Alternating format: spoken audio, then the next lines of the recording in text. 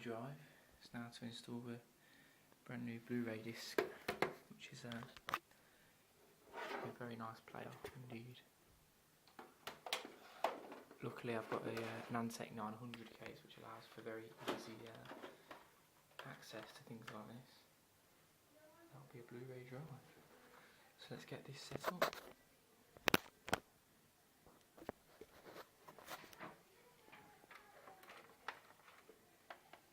There's only normally 4 screws holding the Blu-ray drive in, 1 each side, say 2 each side. Like that. You have to take the back of your case off because there's lots of access bolts on the other side as well. Installed. That's all installed now, so got all the screw holes in. Got to put the processor in next. So I'll have to unbox the processor.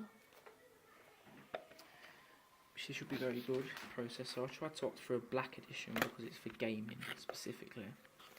So that's the whole point.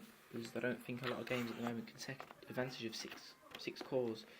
It might be better for certain like video rendering softwares, but I think quad core is pretty much all I need for this gaming rig.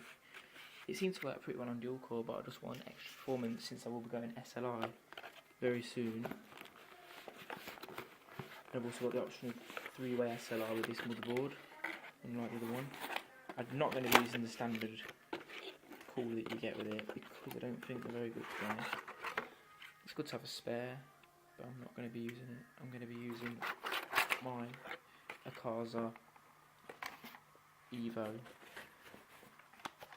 because it seems to keep the ECU idling at around 28 degrees, which is very low.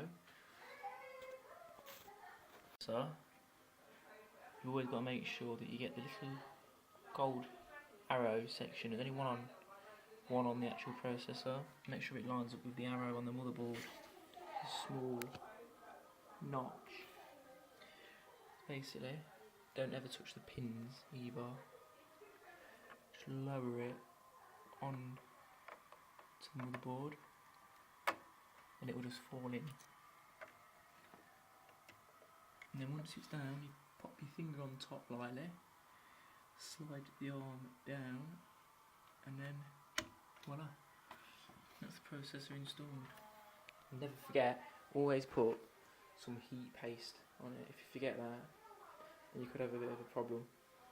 It'll overheat and you don't realise it, or your computer will be unreliable and unstable. If you've never installed RAM before, you'll notice that on one side is longer than the other, so it will only fit in one way. You pull the little levers back and you make sure you know which way around it goes by the cutout. You let it drop into its little slot, and they're quite tight fit, so you just have to give them an even push until you hear a clip. Just give them a push each end, make sure that the RAM's properly connected, and that's that. So I've got my random access memories installed along with the motherboard, so we're getting there now. My processor's in. So I've just got a few more bits to pop in, along with some of the more wiring and peripherals, and then we're on the way to running.